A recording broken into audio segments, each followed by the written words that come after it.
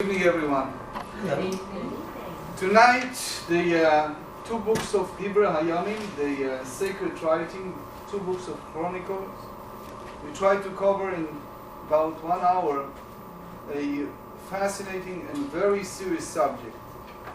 The whole idea of writing the diary and chronicle of the Jewish history from Adam, from the first man, from the beginning, until the time that was written by Ezra, which is the beginning of the era of Second Temple. Making some research before this talk, which is, by the way, the last one in a series of 12 weeks, to me it was a fascinating evidence that very, very, very few traditional rabbis are dealing with this book. At the end of this talk, hopefully we will be able to have some answer why the rabbis are not so much involved with sharing with public interpretation of this book. According to our tradition, the author of this book is mainly Ezra. If you remember from 2 weeks ago, we talked at length, full lecture about Ezra. Yes, there are some who hold opinion that it wasn't only Ezra, it was a few other late prophets. There are those who hold that it was others during the Second Temple era. But it's clear that he was the main author. Why Ezra need to bother to write such a diary and to get length the two books of the Tanakh that basically completed the series of the sacred writings? If you remember from 2 weeks ago, we talked at length of Ezra and his time. The man left all the conveniences in Babylon. He went to the land of Israel and he had a tremendous amount of turmoil between the war against the Samaritans and building the Second Temple and doing so much constructions and people and writing the Torah and doing so many things. Why he need to go to this trouble to write the diary, regardless if he wrote by himself or with help with others? So I would like to begin this talk with a famous Mishnah. This Mishnah is the Ethics of the Fathers, chapter 2, Mishnah number 7. This Mishnah contributed to famous Hillel, and he said as follows: Afhu Ra'ah, Hillel saw a skull floating on the water, which means Hillel was the president of the Jewish people, well-known, a man of peace, great teacher, the poorest man according to the Talmud. And imagine the situation: he was walking around the river and all of a sudden he saw a face of a dead body, just the head, just the skull, floating on the water. So he said to it, we don't know if he's talking to the dead or he's just saying to his students, but that's what he said. Amar la, he said to the skull, this is Aramaic, he said, Al de atfech atfuch, ve'sof meitafayich yetufun. Because you drowned others, they drowned you, and those who drowned you will be drowned eventually. So the rabbis go to all these interpretations, saying that Hillel speaks about the concept that we see throughout the Tanakh, which is a punishment and reward.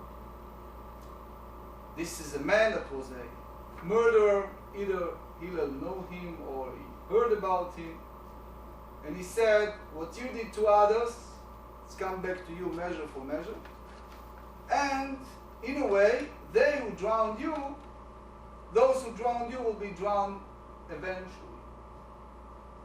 Again, measure for measure. It's going to be punishment for them as well. So the rabbis derive from that the concept of world to come, concept of there are others who get punished because of certain sins, and there are others who get reward for the sin, etc.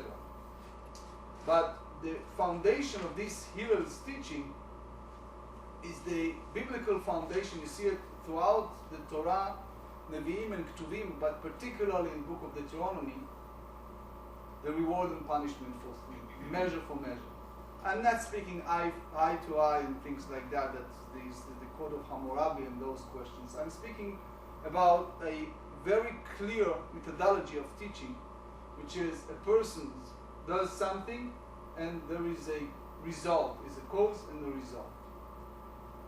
With that in mind, we getting the beginning point of what this Chronicles is all about and what is his agenda, why he is writing it. There are two attitudes toward Jewish history, the rabbis, the mindset of the sages. One way of thinking is great, wonderful for people to learn history and to write diary of their lives.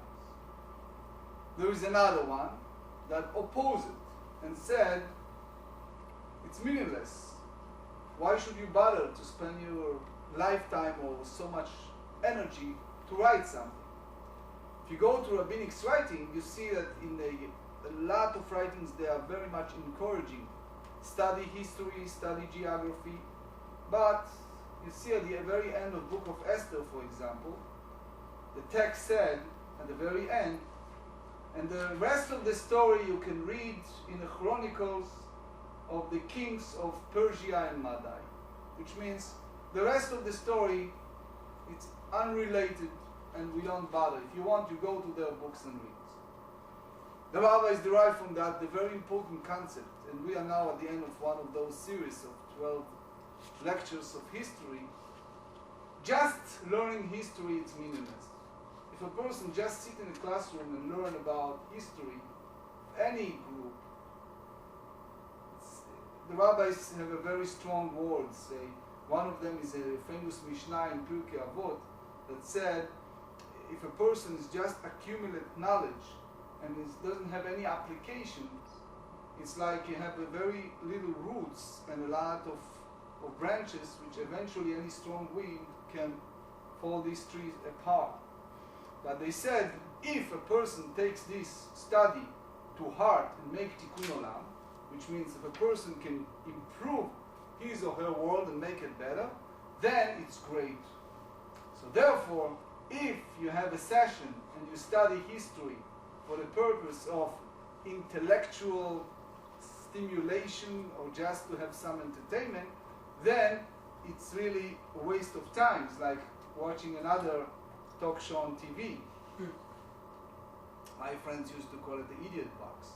But it's the idea that people are wasting time over a trash business. Versus if you take this lesson and make a tikkun olam. So this book, the Chronicles, has an agenda. The agenda is, number one, strengthen the belief in Hashem, believe in God. To show people that there is a clear plan of God for the creation, it's a clear plan that goes through all those years, which is, again, about abbreviation of about 3,000 years of Jewish history. And there is another concept.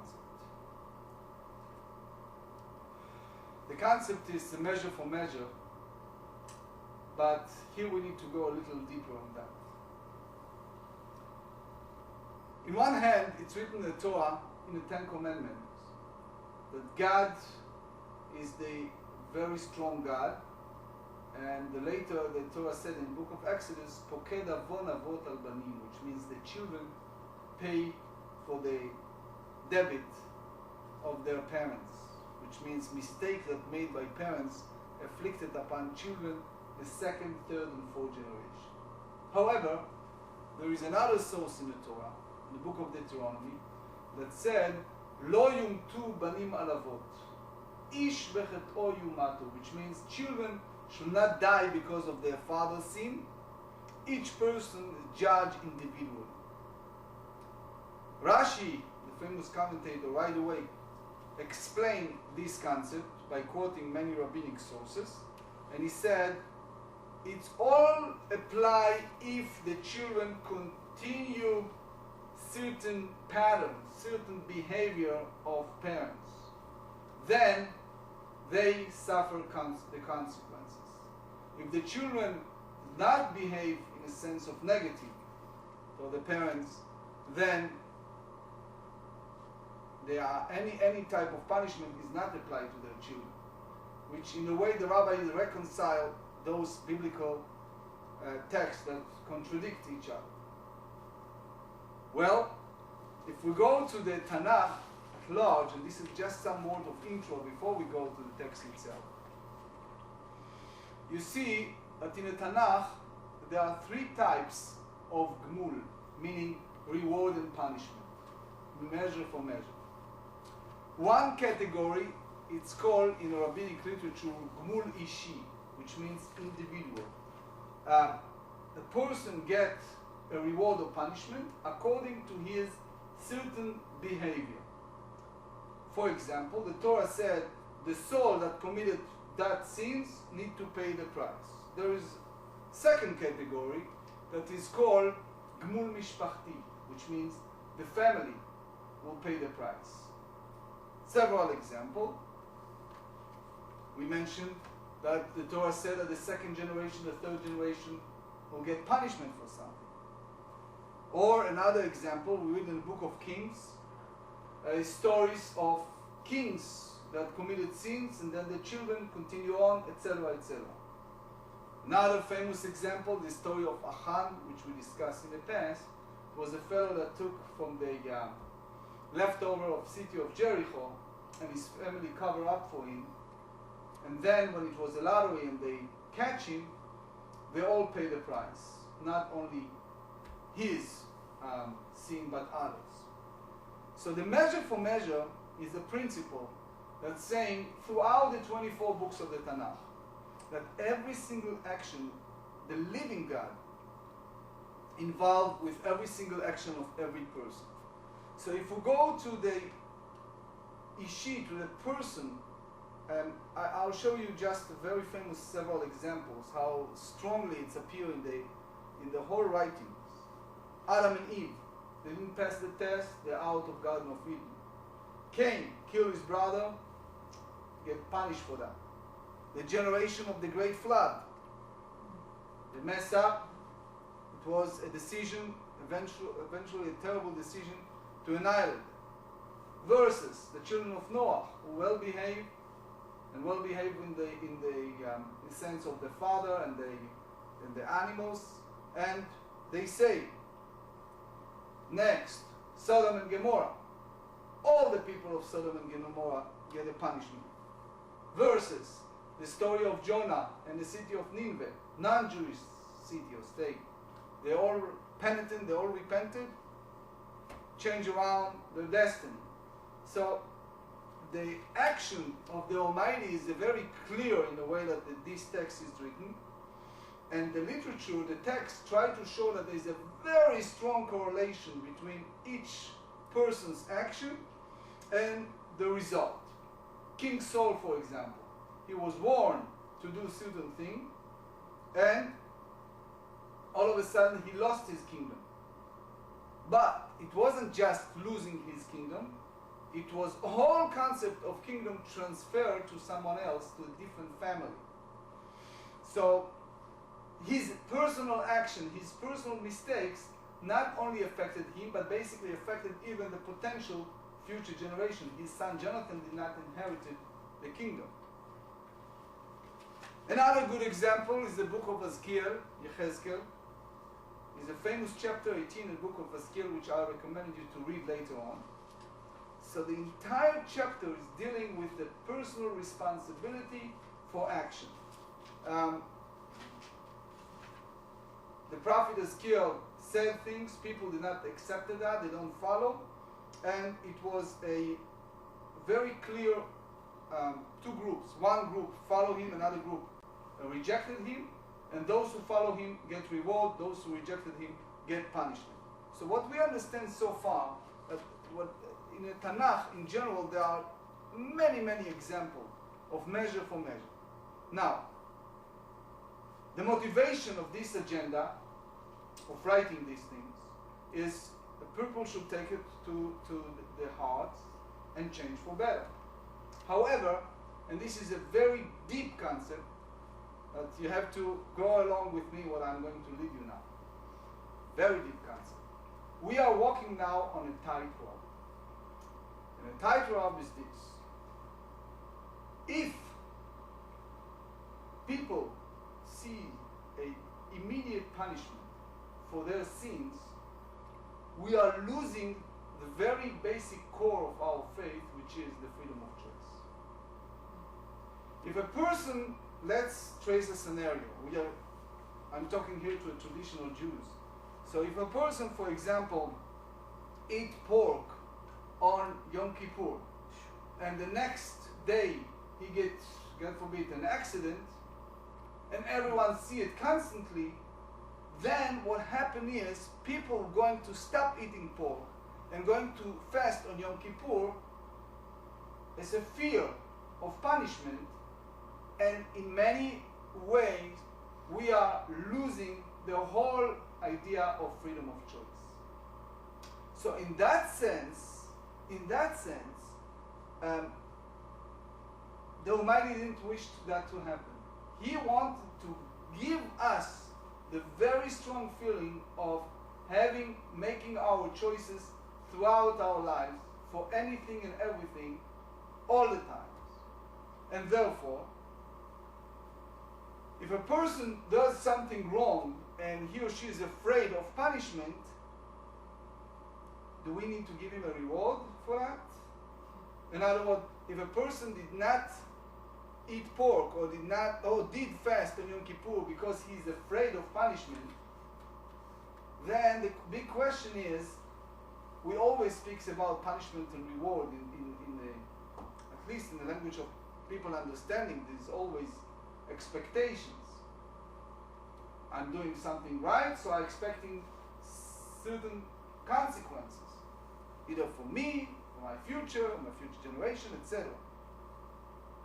I receive any reward for something that I do under fear that something bad is going to happen, then the same way as the rabbi said that you're not giving a reward for someone who's not drinking poison or eating poison food.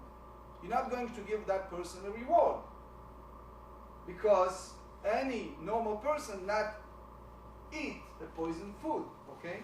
So if a person knows 100% that if I'm going to drink this liquid or I'm going to eat this food, very harmful actions going to take place in my body, no normal person in the right mind will bother with that. So what happened with people, there is basically two levels of seeing every biblical text or biblical events. People usually do not put together the actions and the reward. And by not putting together, in many ways, psychologically, people feel that they have the freedom of choice. This is what the rabbis call the fight, eternal fight between the Yetzer Tov and Yetzer Hara, good and bad inclination. When we talk about Gmul Mishpachti, meaning a punishment reward in a sense of family, it happens, especially if the family collaborate with something. So not only the second, third generation that follow up, and soon you see it in the Chronicles, but the story of Achan, as just mentioned, is an example. This is a man that violated something. Joshua told them, don't touch any leftover. He took something, he was hiding it.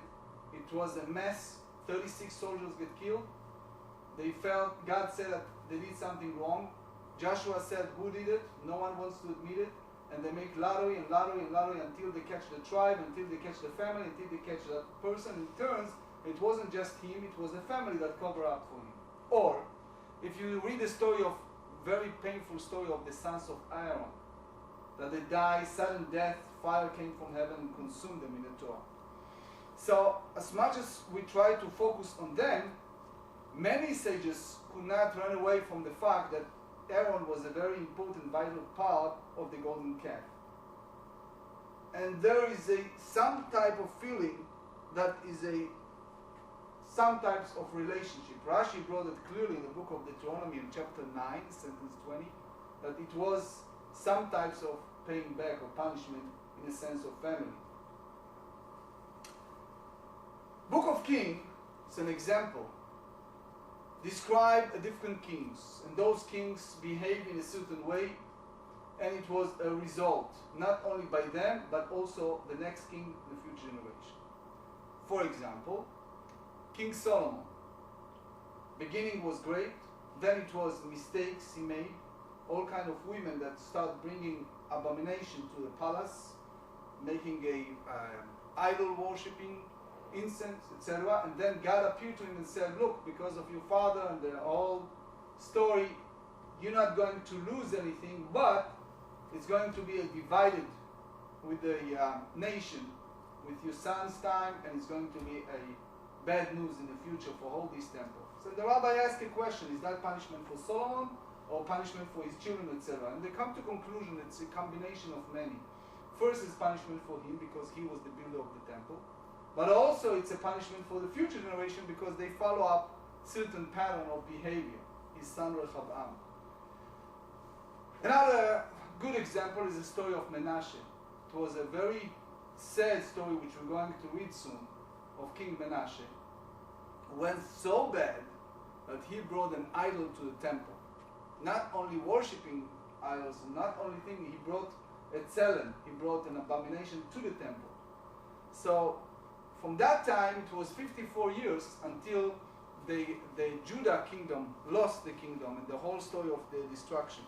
So again, most of the rabbis hold it was because not only him, but it was the idea of the successor and the continuation wasn't, it happens soon you see that it was a rejection of the previous generation and different behavior. But the pattern is the same pattern, which is saying to us, look, there are stories in the Bible, and if you just read it as a story, it's waste your time. But if you read it in a different way, and you understand that there's a very strong message here, then it's worth it, it's tikkun olam. And here is the point. If you try to make a juxtaposition between the book of Samuel and Kings and the book of Chronicles, you see a lot of redundancy. However, if you examine deeply what happened is, Book of Chronicles have a very clear agenda. When Ezra wrote it with help of others or by himself, he had the agenda of measure for measure in immediate fashion. Which means he tried to prove throughout his book that there is God, there is a creator, and there is a reaction, immediate reaction for every action. And he made it in such a scary way and clear way with the hope that the reader will take it to his or her heart and change for better. So the reason he wrote the history and he wrote it in a certain way, in a certain agenda, it's because he wanted to paint a very clear picture of who is God and what's the relationship between the God of Israel and the nation of Israel and the world. So that's the reason for the books of Chronicles, and that's the reason why at the beginning it was one book and then it turned to be two books, and the whole description of the book of Chronicles is a measure for measure. Okay, now we go to the text, just glance over as far as the time allows, and you see how fascinating is the text. Just abbreviation of the text first. The first nine chapters of the Dibra Hayamim, the first Chronicle, is from Adam to King Saul. Then from chapter 10 to chapter 29 is the kingdom of Saul and David. And then the end of the first book of Chronicles is the death of David and the beginning of the reign of Solomon. Second Dibra Hayamim is the King Solomon building the first Beit HaMikdash, the first temple, is 1 to 9. Then is abbreviation of all the genealogy of King of Judah, and then a very central event that affected the Jewish world for generations until the time of exile in Babylon. Yes, The reason that he didn't mention several events like the story of Bathsheba and King David or other things related to King Solomon, it's because the Talmud dealt with that at length, and because the message was taken in a very clear way. The message is that we need to see a continuation of a sin, which means King David, he repented. King Solomon regrets. So there's no reason for me as the author now to deal with that. What I want to focus is a situation of continuation and the punishment. That's the mindset. Now, several times, whenever it goes to something else, digressing to, for example, the children of Abraham, Isaac, etc., that not part of the Jewish descendants, he mentioned the names, but he's not dealing with them, because this has nothing to do with us, with people who study it later on. And yes, Ezra has some sense of prophecy, even is a question if he was a prophet or not, and the sense of prophecy is the point that he felt that 2,000 years from now people are going to study it and it's part of the Tanakh, and therefore I need to put together things that have meaning for the future generation. With that in mind, times allow, I would like to focus on some textual manner. First chapter, dealing from Adam and go further to Isaac and his children. The description is clear, it's just the story how we get to King David. He wanted, as you know, the same as the agenda of Samuel in the Book of Ruth, he wanted to show that David deserved his kingdom, that the conversion of Ruth was for real, the process that took place is correct, but here and there he started putting messages.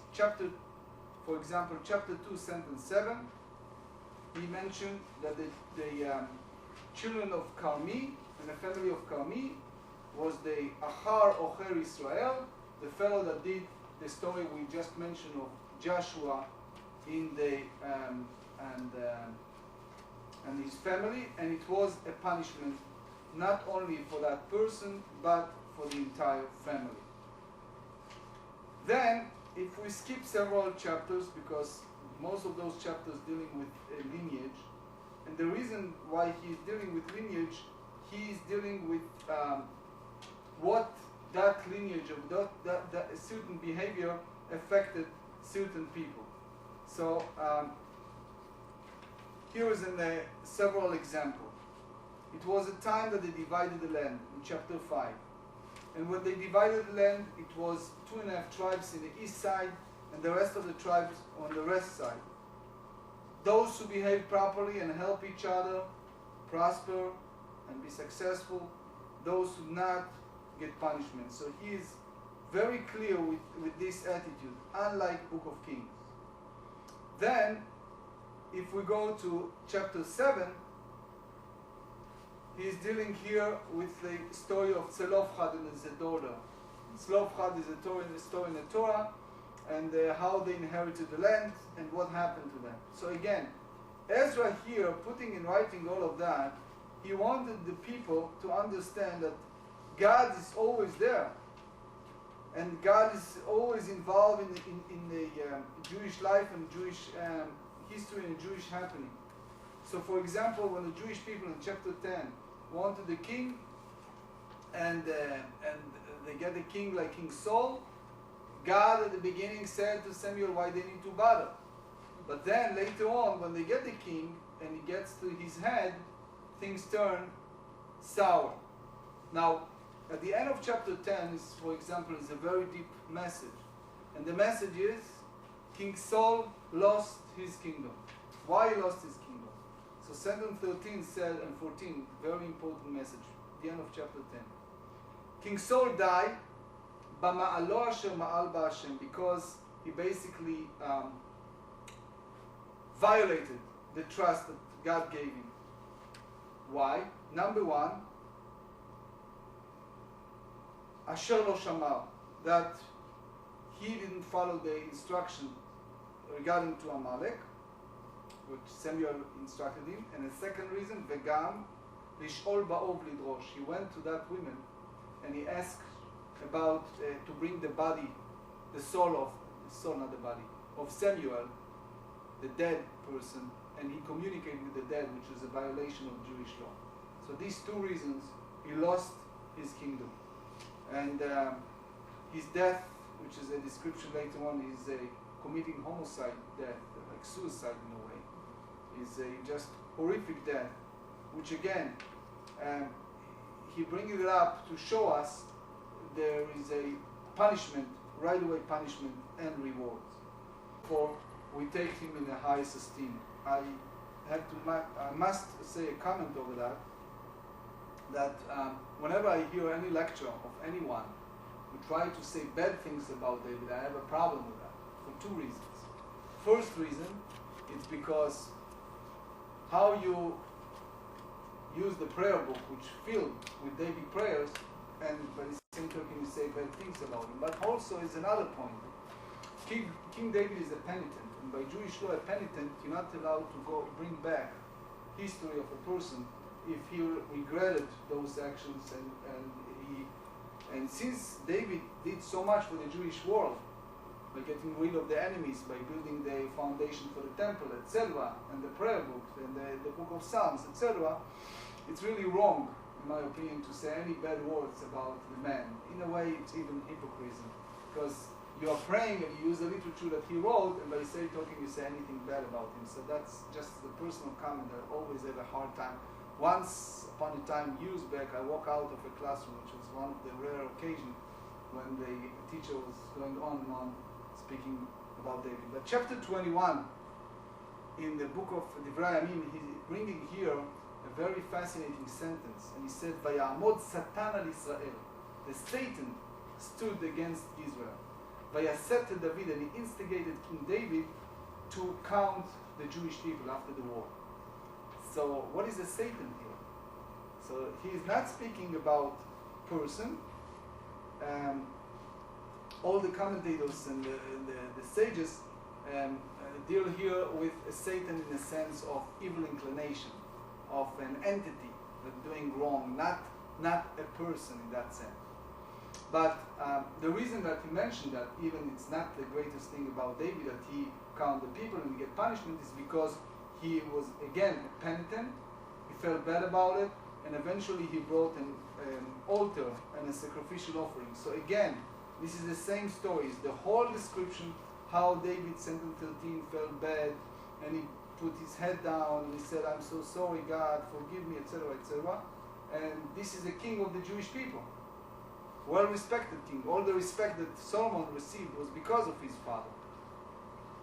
So, in that sense, he was a great man. That's what Ezra tried to say, and he was constantly, sentence 17, he said, I'm sorry, and he fasted, and he tried to please God each and every time he made a mistake. That's the reality. What Ezra tried to say is, people are people. And even a great man like David did a lot of good things, but things happening, and the nature of people to make a mistake. The question is how you handle your mistakes. And since David was a penitent, and eventually he brought an offering and God forgave him, that's the reason why I bring it up. Another point before we go to the second Chronicles, again running out of time, is the handing of the kingdom from King David to his son Solomon. And that's the very end of the first Libro de Crónicas, the first Chronicle. King David called upon his son Solomon, and he warned him. And he said to him, punishment and reward, my dear son. All the accomplishment you see here, it's not me. It's the help of God. And God helped me. And David dedicates his wealth to build the temple. And he said to his son, look, you're about to take over. Nothing come easy, nothing come cheap. Be very careful. Serve God properly. Do the right thing, and don't let your evil inclination, Yetzirah, controlling you. And he gave him a very clear indication of what's going to happen if he's not going to follow. And in a way, sometimes you feel like go to people who went through a Holocaust and they build themselves from nothing, and you see them in the prosperous business, and they live very modestly. Unfortunately, the children inherited, and they don't have any background of the struggling and suffering of the parents. And unfortunately, it happens sometimes that some of the children and the grandchildren messing up everything. The business, and the foundation of that is the lack of understanding of what's involved and how hard the parents work in order to make things happen. I can't help but when I read a story, it's so painful, of life of David, and then certain behavior of Solomon, it's some type of analogous. Even Solomon was a righteous man, and he did tremendous good, but eventually made a mistake, and I think part of that is the background. But anyway, at the end of the first Debray Ayamim is how Solomon went up, for example, God appeared to him and he said to him, that's very end, and he said, ask for something. And Solomon said, the only thing I ask at this point is wisdom. And in a way, God, quote unquote, was impressed. He didn't ask for wealth, he didn't ask for honor, he asked for wisdom, and God said to him, you're going to get both, you're going to get wisdom and honor and wealth. And it turns, if you read the Book of Kings, you see the story of the two women that came with a baby, and he suggested to split the baby, and all kind of word of wisdom, and the Queen Sheba, and many other stories, how God granted him with a special gift of wisdom beside of wealth and honor. So that's basically the first Book of Chronicles, how David died, and the second Book of Chronicles dealing with Solomon.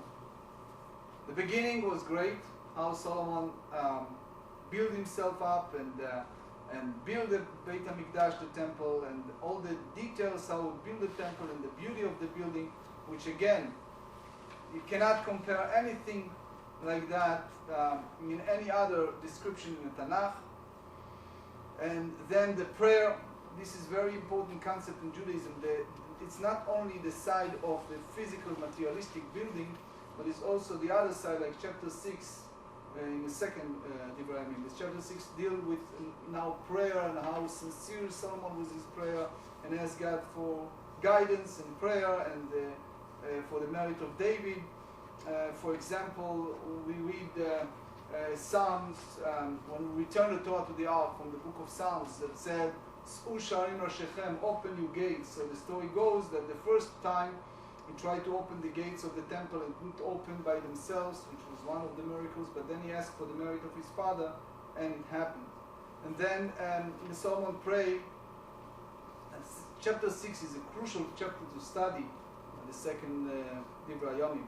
Chapter 6 said that Solomon built a very important manual, Robert Rules and Regulation regarding to the new building, the temple.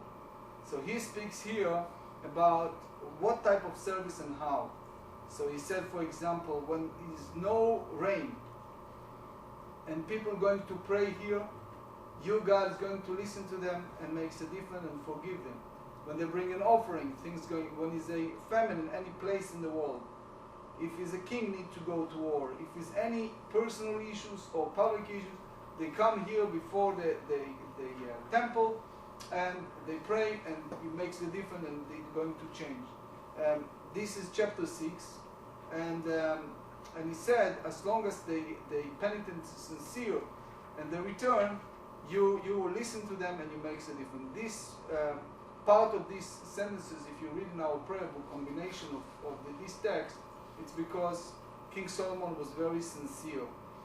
Chapter 7 describes how the first temple things turned. For example, fire came from heaven and consumed the offering that Solomon brought. It's a fascinating text how Solomon brought the offering and how God responds, and it's a very strong language. God said, as long as you follow the instruction of your father, and as long as you follow the way that I'm expecting you, I'll be in your side and help you, etc. And then is a description of mistakes, not so much with Solomon, but go strongly with his children. And the reason the rabbi said, as we mentioned before, Solomon himself made teshuvah, and also Solomon mistakes described at length in the Book of Kings. But here is the story of splitting the kingdom, the mistake that Rehoboam, Yeroboam, his children, his grandchildren, and the descendants made. And then you go from basically chapter 13 at the very end of Chronicles is a description of kings, and usually this is the pattern of behavior. They have the control, they have the opportunity, and many of them just vayasara, they do bad things, and they bring abomination, and God is angry. And now, from time to time, things turn around. For example, chapter 14 speaks about a king by the name of Asa, who turn around against the previous one, throw out the abomination, burn all these altars, go before God, ask for forgiveness and everything, and then the peace in the land, and everything goes nice, and everything goes good, and then there is any type of war, and they are successful against the enemies, and they win those wars. And then, again, his child, his son, and then the next king, back to the old business. Here are some examples. It's so sad how you have the stories of nations that come and attack because of a certain behavior, and the opposite way. How the nations well respected us when we stand what we are. King Yehoshaphat, chapter 20, is an example how all the nations have even fear and awe of the Jewish king, and how they respected it. There are some kings who play around between the two, like Yehoram and a few others, and then you see the reaction. It's like, unlike other biblical chapters, Book of Chronicles deal with direct punishment right away for every king. Again, Book of Kings and Samuel, it's more like, it may happen, not now, later, we'll see how things turn. Book of Chronicles, he wants to write history, so he's dealing from Adam to this time, meaning to the Second Temple era, and he wants to show a very clear relationship between behavior and punishment and reward. Here are some, I just pick and choose some examples. We're getting close to the end. Very sad story of chapter 29. The story of King Ahaz and King Menashe. It's just horrible how they make mistakes.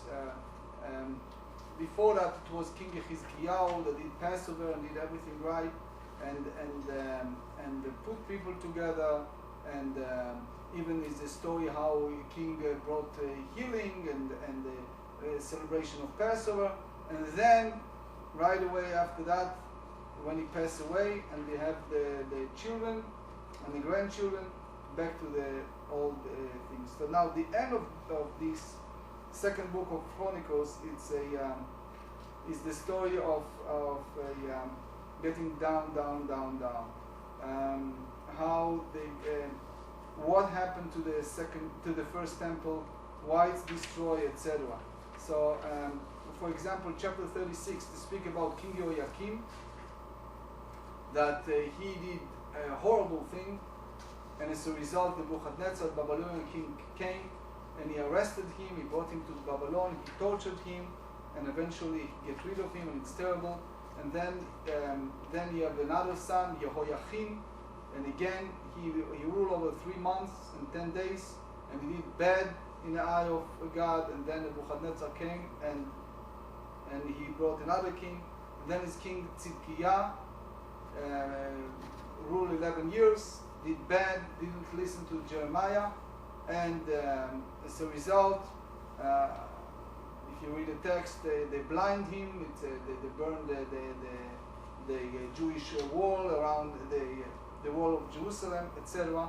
And then the story exactly that Jeremiah predicted, and they burned the temple, and how things turn around bad. And then the end of that book is the last 3 sentences that speak about the declaration of King Koresh.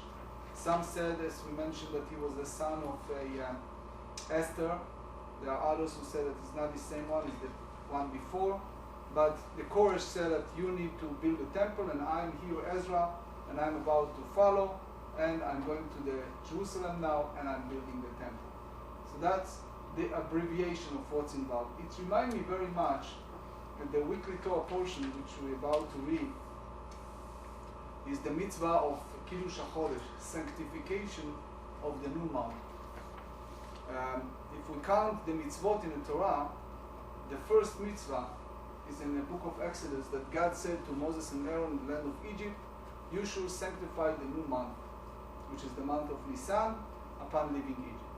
How the Jewish people sanctify the new month? So there is a concept that's called Kiddush Levana.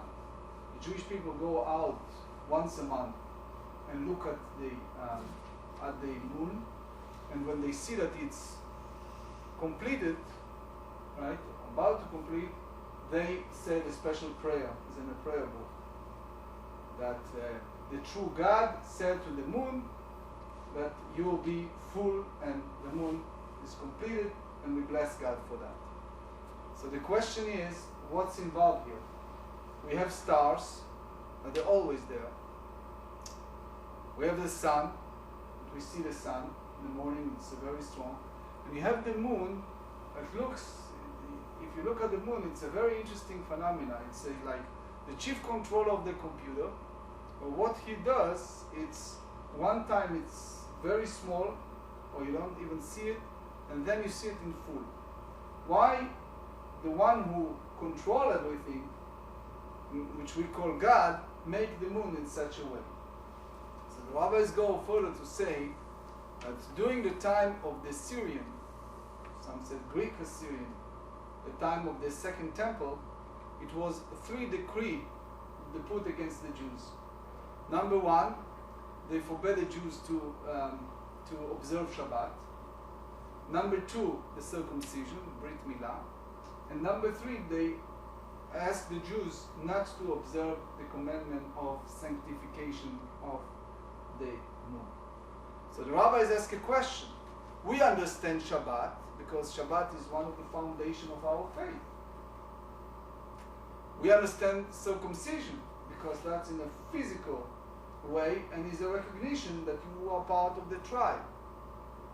But why this sophisticated nation of the Syrian Greek wanted to get rid of that important observance of commandment, of Kiddush Levana, sanctification of the moon? And the rabbis go further to say that this is one of the symbols that keep people connected to the faith in God. How? If you look at the Jewish people, it happens all the time.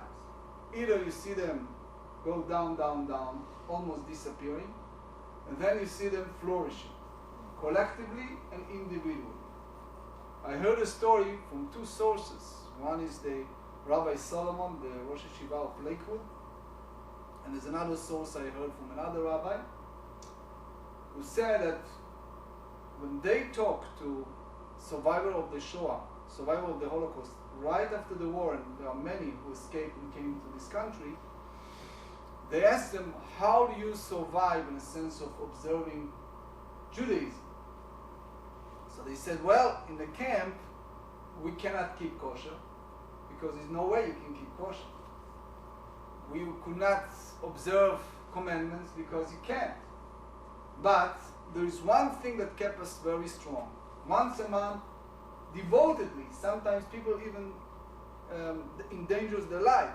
We used to go outside, gather together, whoever remember those prayers, we look at the moon and we make the Kiddush Levana, the sanctification of the moon. And it gives us a tremendous strength. Why? Because the rabbis always say the same thing, that this is a symbol of the Jewish people. But sometimes they are flourishing and great, and sometimes it looks like they're about to disappear, God forbid, and they turn backward. It's applied to individuals when we have ups and downs in life. And it's applied to our community and a nation. That's always this cycle. So in that sense, the Syrian Greek knew that that's the secret of our survival. So they want to get rid of that. And they knew that if they be successful, then they cut off the foundation of our faith. So in that sense, reading the Dibra Yamim, the two books of sacred writing, the Chronicles, and thinking that that's basically the conclusion of the 24 books of the Tanakh. Ezra here have a very clear agenda. Ezra was I can tell you how I look up at this biblical character. I mentioned many times that he is one of the top role model for me, if not the number one. Ezra have a very clear agenda. With all the difficulties he want to inherit the will. The Rabbi said when a person writes a will, it's not only money and small things, materialistic things, but what really involved, it's what is my value, what is important for me in life, and which way I would like the future generation to follow. What type of values I want them to carry on. What is important to me in life, what I accomplish in the sense of spiritual world, and what I'm expecting them to do, the next step. In that sense, that's exactly what Ezra wants to carry on, to perpetuate. He wanted to take all these values that almost disappear in Babylon, between the exile and the story of the Jews losing the temple and burning the ashes of such a gorgeous building and seeing all the destruction. People about to lose their faith. So he wants to reinstitute the faith. He wants them to believe the same way as the moon. They believe in the mitzvah of HaChodesh Hazeh Lachem. This month is the rejuvenation, getting out of Egypt. It starts from fresh. He wants them to remember how people can carry a very important message, to understand who we are, where we came from, and where we're going to. So he needs to bring a short abbreviation of description what really happened, not in a sense of just learning history, but what happened between Adam to this very moment. Why things turn in a certain way. There is a God, there is a creator, and he has a plan, and there is a certain pattern of behavior. If there are wrong choices that people make, including kings, there is a consequences. If it's a right things, then good things happen. But even the kings that make mistakes and penitent and repented and felt bad and make teshuvah, things turn for good. So in that framework, he put together diary from Adam to his time. And in that in mind, that's the reason why it's part of the sacred writing of the Tanakh and the conclusion of the Tanakh. Because there are certain places in Deuteronomy, for example, that are a little different than the other 4 books of Moses, because Moses wanted in that book to emphasize certain points, including the 10 Commandments, certain part that needs to be improved.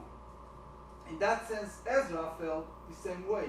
It's the whole story of Jewish history of the past few thousand years. I want people to eventually get to their mind to understand who is God, where is God standing in our lives, and what's the relationship in a sense of measure for measure from the beginning to our times. With the hope that with all of this learning, people will do tikkun olam, people will improve themselves and improve their lives. So that's the story of this book. And any questions, this is the time.